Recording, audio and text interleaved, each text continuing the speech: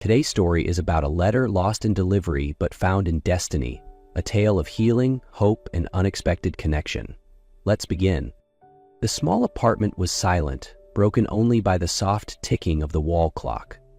Elise Morgan sat alone at her kitchen table, a blank sheet of paper in front of her, the pen untouched since dusk. Outside the window, the city exhaled beneath the veil of night, but inside Elise, a storm still raged. It had been 8 months since Chris left. 8 months since he told her she was no longer inspiring. 8 long months of wondering what the other woman had that she didn't. Elise had given up so much.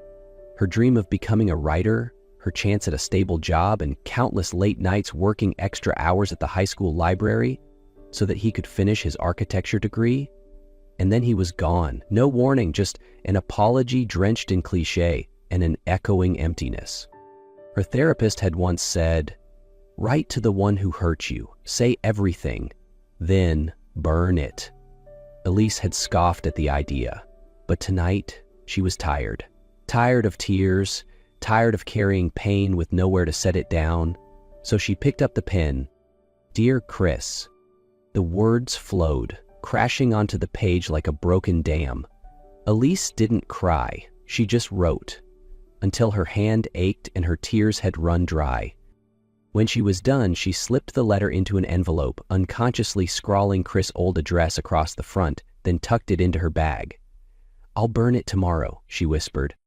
Just a letter, never meant to be sent. But it was about to reach someone else entirely, someone she had never met, yet someone who would change everything. 3 miles away, Adrian Wolfe stood quietly by the floor-to-ceiling windows of his high-rise apartment. The city stretched out below, glimmering, pulsing with life, but to him, it all felt distant, unreal. Once hailed as a rising star in the startup world, Adrian had founded LearnSpace, an online education platform that exploded in popularity and valuation. But success had its price. 1 year ago, he collapsed during a board meeting. The doctors called it severe burnout paired with anxiety. Since then, Adrian had retreated from the world. No more meetings, no more keynotes, no more admiration from the tech crowd. Decisions still bore his name, but his assistant ran the show. That morning, when the doorman buzzed about mail, Adrian gave his usual response: "Leave it at the door." He said that to everyone now, employees, friends, even family. Among the stack of lifeless, machine-printed envelopes, one stood out, handwritten. It was addressed to Chris Grant, someone who used to live here before Adrian bought the place. He almost threw it away, but something in the shaky, emotional script made him pause. He opened it, then read it. Once, then again. This woman, Elise, hadn't meant to write to him, but every line felt like it had been written for him. "I feel like I'm disappearing." The words struck like a blade, because that was exactly how Adrian had felt for a very long time. Adrian had read Elise's letter 3 times before setting it down. It was private, far too personal for someone like him to have seen, but he couldn't look away. There was something raw and painfully honest in her words. No dramatics, no embellishments, just the truth of someone trying to keep going. He hadn't planned to respond, but that night he sat down at his desk, pulled out his long-forgotten, dust-covered stationery, and wrote, "To the woman who wrote to Chris." He explained that the letter had come to the wrong address, that he should have thrown it away, but he didn't. He read it, every word, and in it he saw himself. He didn't know her, and she knew nothing about him, and maybe that made it easier to say. "You are not invisible. I see you in the ache of your words, and sometimes that's enough to let hope in again." He didn't sign his name, just wrote, "A stranger." The next day, Elise found the handwritten envelope in her mailbox. Her heart skipped as she read it, her cheeks flushing with embarrassment. Someone had seen her pain, her rawest emotions. But then, something shifted. Embarrassment gave way to confusion, then a strange sort of comfort, and finally, hope. "This is insane," she muttered. But that night, after her younger brother Ryan, a freshman in college, had gone to bed, she sat at the kitchen table again. "Dear stranger, She wrote that the first letter was meant as therapy and never supposed to be sent. But his words, his kindness, had made her feel seen in a way she hadn't felt in years. And just like that, they began writing. No full names, no pictures, just letters, where they left behind the truest parts of themselves. 3 weeks had passed since the first letter. Elise and Adrian were still exchanging letters regularly. In each one they shared not just pain, but life's little details. The way sunlight fell across the hardwood floor each morning, the familiar clinking of dishes at the corner cafe, or how Elise's younger brother Ryan organized his pencils by color to calm his nerves before exams. Gradually, Elise began to take shape in Adrian's mind, not through photographs but through words. He imagined her voice, soft, thoughtful, quietly strong. He didn't know what she looked like, but he knew how she saw the world. One Tuesday morning, Adrian left his apartment for the first time in weeks. He went to the high school Elise had mentioned in passing, the one where she worked as a library assistant. Not to meet her, just to see the world she had written about. He stood across the street, hands tucked in his coat pockets, heart pounding harder than it should have. The school didn't look like any office he had known. It was alive, grounded, and full of messy, honest energy. Through a window, he caught a glimpse of a woman with chestnut hair arranging books on a shelf. He didn't know for sure if it was her, but something inside whispered, maybe. He didn't stay long, just a few minutes, but that night he wrote, Elise, today I went near where you work. Not to frighten you, just to understand a little more of your world. Maybe I saw you, maybe I didn't, but either way, I saw something clearly. I want to meet you, really meet you. Elise had read his letter several times that quiet evening. The final words, I want to meet you, really meet you, echoed in her mind like a gentle invitation that couldn't be ignored. She had thought about this moment, imagining his voice, his smile, even his eyes, but part of her feared that meeting face to face would shatter everything they had carefully built through words. Still, she knew her answer would be yes. She replied, choosing a familiar spot, a small park across from the school library where she often ate lunch on sunny days. Thursday, noon, she wrote. If you come, I'll be on the bench near the fountain. If you don't, I'll understand. That Thursday, Elise arrived early. She wore a soft blue dress and had her hair tied back neatly. In her hands, she clutched a book. For courage, maybe. She sat on the bench, her heart pounding so loudly she could almost hear it. Across the park, Adrian stepped through the gate. He wore a simple white button-down and jeans, carrying a copy of The Little Prince, a signal they had agreed on in their letters. He didn't know what Elise looked like, but he hoped the book would guide her to him. When their eyes met, they both froze. No words at first. Then Elise rose, walking slowly toward him. Adrian? She asked, her voice barely above a whisper. You're Elise? He said. They smiled, not perfectly, but with the quiet relief of two people who had finally found each other after a long journey made entirely of words. They sat down on the stone bench by the fountain, the very place where, just weeks ago, only written words had connected them. Now there was breeze, running water, and two people learning how to exist outside the safety of ink and paper. At first, the conversation was hesitant. Elise fidgeted with the small poetry book in her hands, something she'd brought like a charm to steady herself. Adrian occasionally glanced down at the Little Prince in his lap as if the pages might tell him what to say next. I didn't expect to feel this nervous, Adrian admitted. Elise chuckled quietly. Me neither. I thought we'd talk like in the letters, but it's harder somehow, in person. But slowly the awkwardness began to fade. Elise invited Adrian to take a short walk through the nearby streets. She showed him a tiny sandwich shop she liked after work, then brought him to a sidewalk drink stand, where they sat on plastic stools, sharing iced lemon tea. Adrian was quietly amazed by the simplicity and pulse of the city he'd long kept distant. Elise spoke with calm warmth, and Adrian listened, sometimes smiling, sometimes just silent, letting her voice fill the space. As sunset bathed the sky in amber, they returned to the park. Before parting, Adrian turned to her. Will we still write letters? Elise nodded. It's still the place where I feel most like myself." After that gentle first date, Adrian and Elise kept writing, but now there was something different in their letters, a new rhythm, subtle and deeper.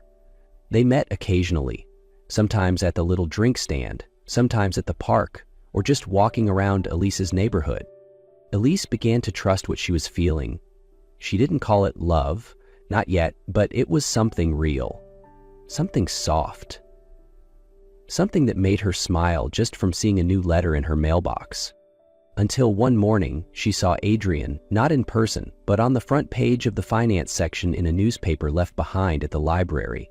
The photo showed him speaking at a major conference. Beneath the headline, "Adrian Wolf Returns, LearnSpace CEO Steps Back into the Spotlight." Elise froze. She read the article as if trying to disprove what she already knew.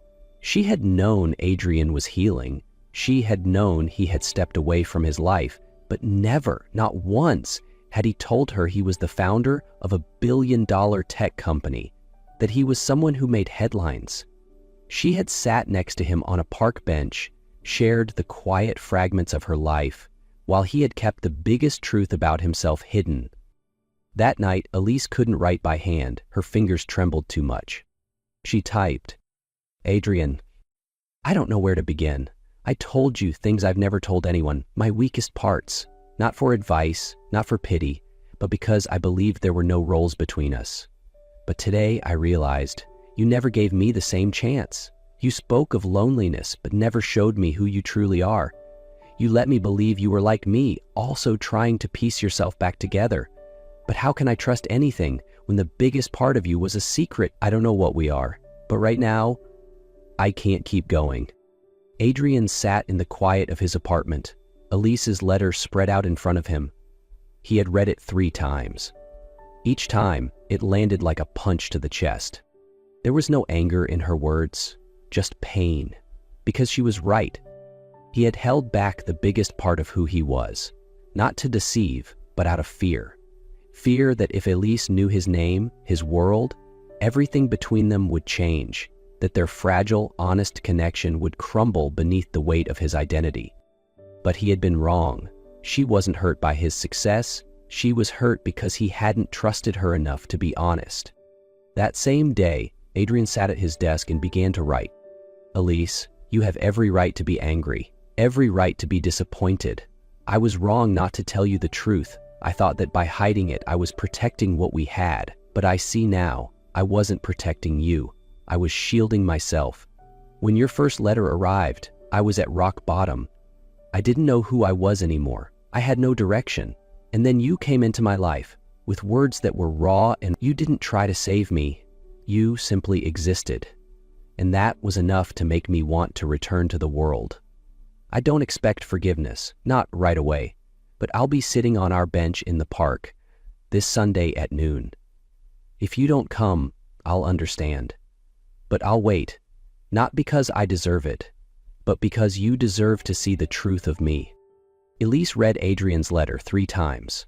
The final line, "Not because I deserve it, but because you deserve to see the truth of me," echoed in her mind like a quiet call she couldn't ignore.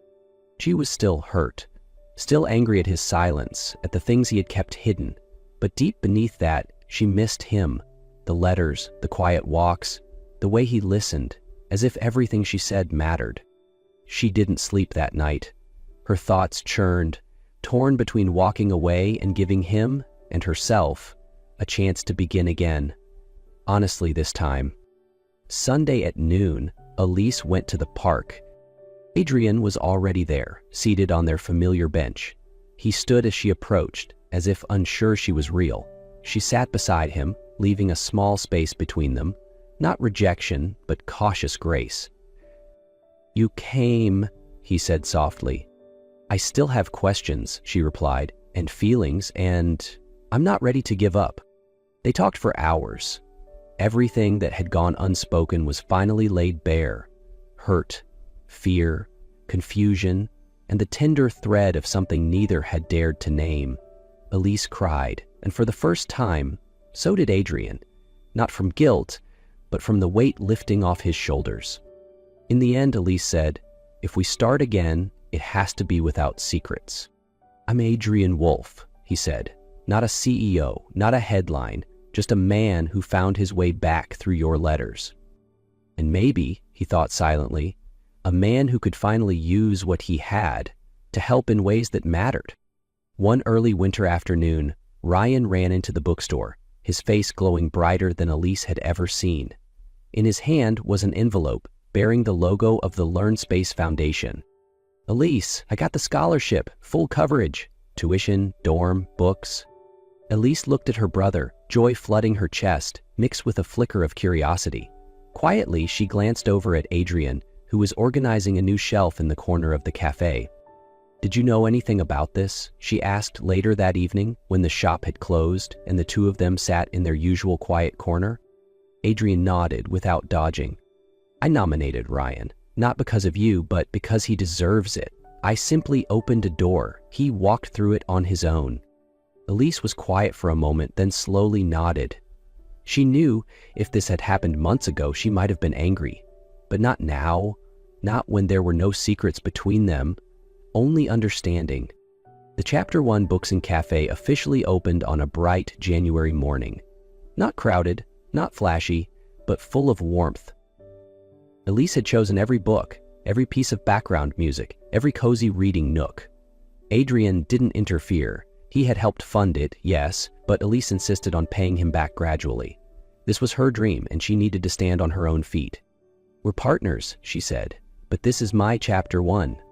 Adrian smiled. "I'm just honored to appear in its first page."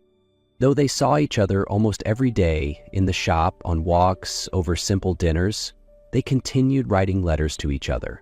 Not long ones, sometimes just a few lines, but each letter remained a thread, reminding them that their connection began with words, with honesty, and with time.